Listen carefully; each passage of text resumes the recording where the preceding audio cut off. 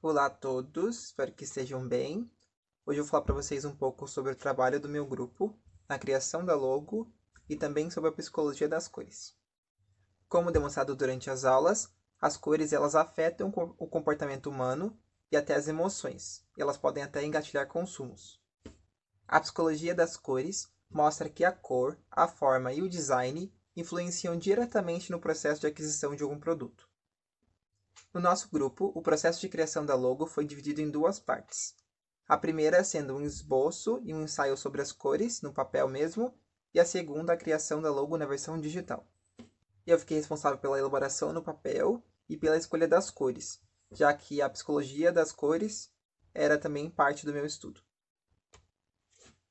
Eu decidi utilizar como a forma principal, como a base da nossa logo, um dos blocos da Uniso, para que quando a pessoa olhe, a pessoa que está interessada no evento, olhe para a logo, logo em seguida ela já faça uma conexão sobre onde será, sobre o que será.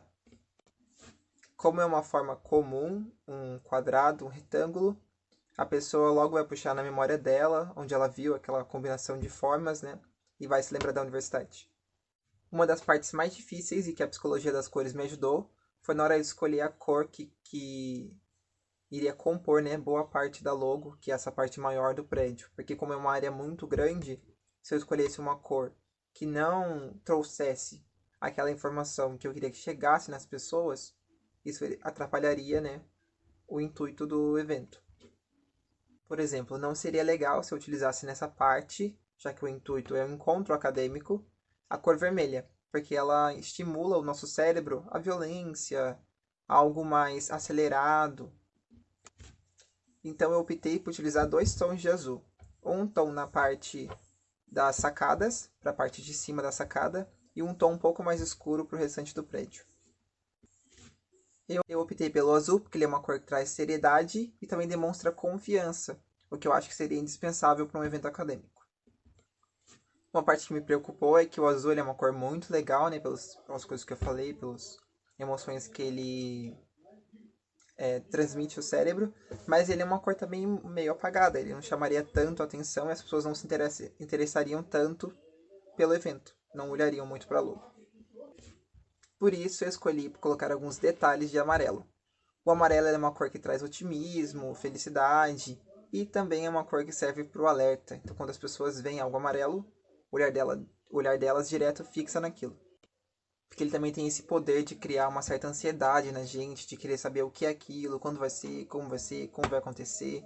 Desperta uma certa curiosidade também. Até por isso que eu optei por utilizar o amarelo também na parte de trás dos quadradinhos, onde estão as 4 linguagens da arte, Nós utilizamos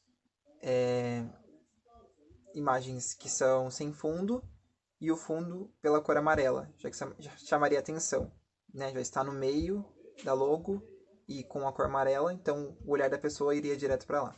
Então é isso, espero que vocês tenham gostado da nossa logo e entendido um pouco do porquê escolhemos as cores e as formas dela, tá bom? Obrigado por assistir.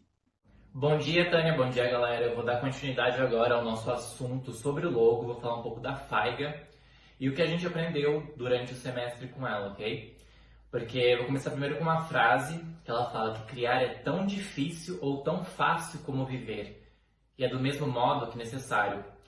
Porque a partir da gente seguir nesse pensamento da Faiga, ela é artista plástica, A gente pode considerar a criatividade inerente ao homem, mas ela é inerente também à vida. Porque ela tem uma visão mais política, sabe, histórica e filosófica sobre o criar.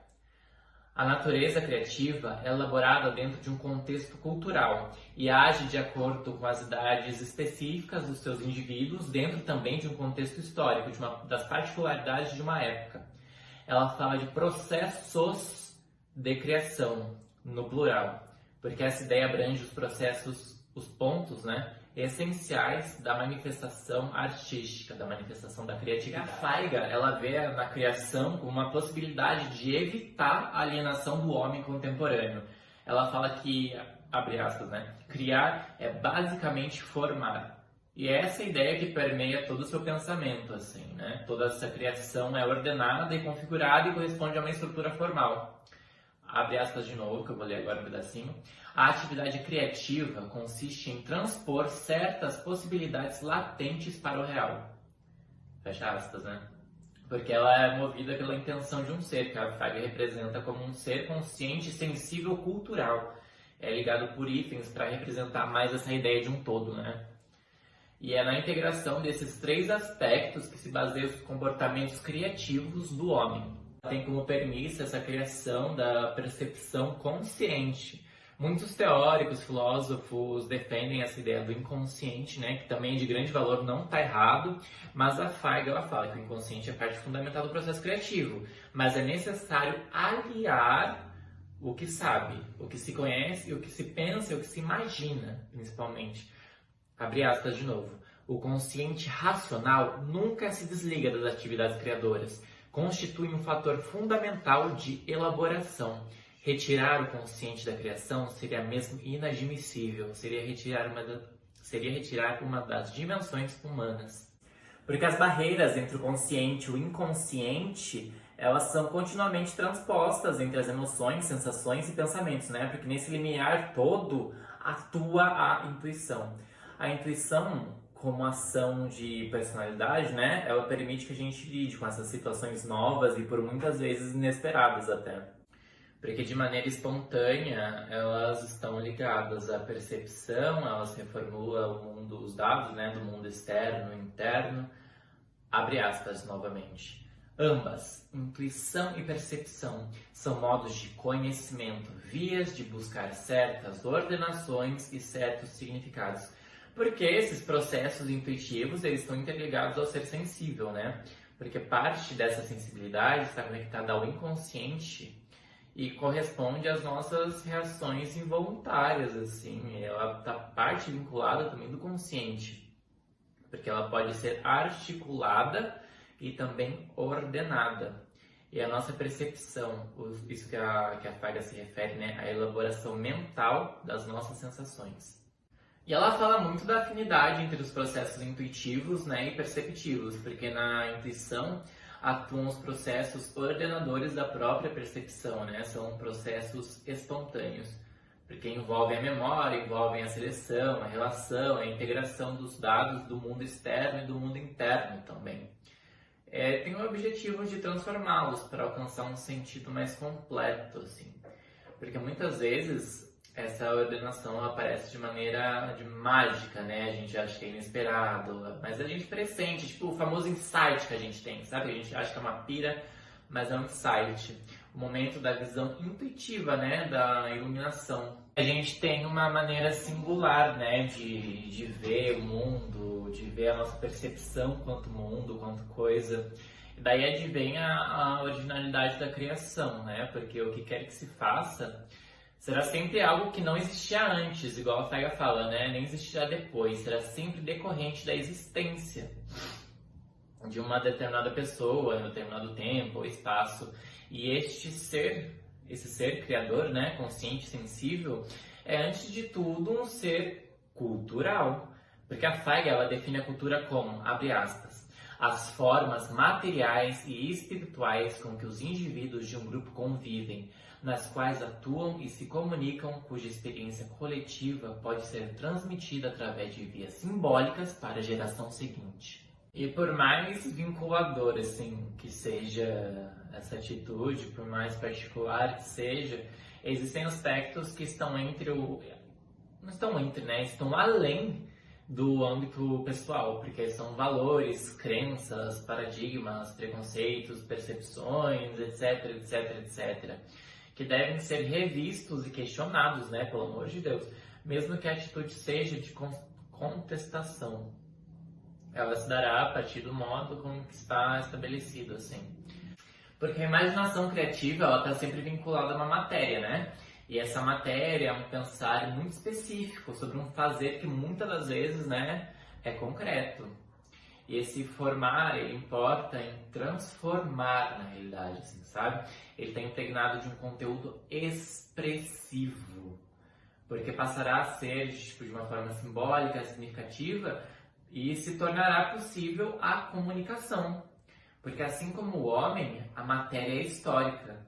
ela está vinculada a um contexto que tem suas normas e determinados meios disponíveis, etc. E a Feiga, ela desenvolve sua teoria amparada pela sua vivência, que é muito importante, né? Muitos filósofos também defendem essa vivência. E eu vou fechar agora a minha parte sobre a Feiga, né? Os processos de criação que ela fala, que a criatividade é inerente ao homem. Eu vou terminar com uma própria frase dela, abre aspas. Cada materialidade abrange, de início, certas possibilidades de ação e outras impossibilidades. Se a vemos como limitadoras para o curso criador, devem ser reconhecidas também como orientadoras, pois dentro das delimitações, através delas, é que surgem sugestões para se prosseguir um trabalho e mesmo para ampliá-los em direções novas. De fato, só na medida em que o homem admita e respeite os determinantes da matéria com que lida, com essa essência de um ser, poderá o seu espírito criar asas e levantar voo, indagar o desconhecido. Meu nome é Júlia e eu sou de teatro e hoje vamos falar da teoria da cor. Todos podemos saber que a cor de um objeto só pode ser visualizada quando ela está iluminada. Existem diversas teorias de cores para cada ser humano, ou seja, é possível que uma pessoa veja a cor diferente da outra pessoa, sendo a cor luz e a cor de pigmentação. A cor de luz é luminosa, podemos visualizar quando olhamos para uma tela de televisão. Diversas cores resultam no branco, como por exemplo, a luz do sol, estrelas. Já a cor pigmento é uma substância concreta, a mistura de diversas cores resulta no preto absoluto. Um olho normal possui 3 tipos de receptores de ondas diferentes, sendo vermelho e laranja, verde e amarelo e azul e violeta. O primeiro é R red, o segundo é G green e o terceiro é B blue. 94% são R e G e os outros 6% são B. Podemos ver então que a cor ela não está no objeto, e sim na luz. O amarelo, azul ciano e magenta são conhecidas como cores primárias. Elas são puras e não se misturam com outras cores. Já cores secundárias são feitas pela combinação das cores primárias. As cores intermédias é feitas de 2 partes das cores primárias em partes diferentes. Agora vamos falar sobre as cores quentes e as cores frias.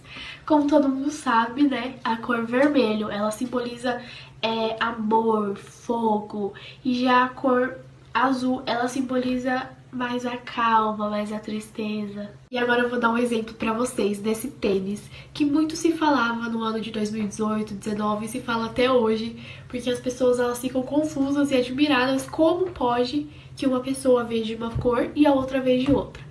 E se é cinza, ou verde, branco ou rosa, e realmente isso é possível, cada pessoa veja uma cor. Vou deixar uma imagem aqui também, que rolou muita polêmica dizendo quantas cores você vê. Eu, no caso, vejo 5, mas já vi relatos de pessoas falando que vê 7, 6, 8 e até 12. E você, quantas cores você viu? O logo foi pensada para abranger todas as 8 leis da Gestalt, sendo elas a unidade, que pode ser percebida pela escolha dos elementos que constroem a imagem, os quais, pelo contraste das cores, dão um destaque individual em cada elemento.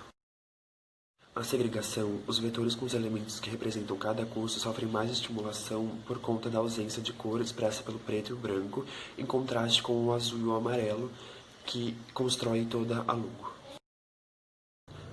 A unificação foi expressa na harmonia dos elementos e a simetria repetida que torna a imagem visualmente harmônica. O fechamento se dá pela logo ser a representação de um prédio da universidade, o qual ele segue padrões geométricos. Esses padrões já dão a sensação de fechamento da imagem. Na continuação, a geometria dos elementos e a forma no qual foram organizados já dá a ideia de uma continuidade. A semelhança elas são fatores complementares, os quais podem ser observados os dois juntos. Os elementos, por seguirem uma semelhança e uma proximidade, mesmo que de formas ou cores diferentes, eles formam dentro da logo uma unidade. E essa unidade pode ser percebida como um padrão dentro da imagem. Última pregnância da forma. A logo, por se tratar da representação de um prédio da universidade, ela acaba sendo um cenário rotineiro e facilmente reconhecido pelos alunos, e os vetores que representam cada linguagem de arte são de maneira universal também conhecidos.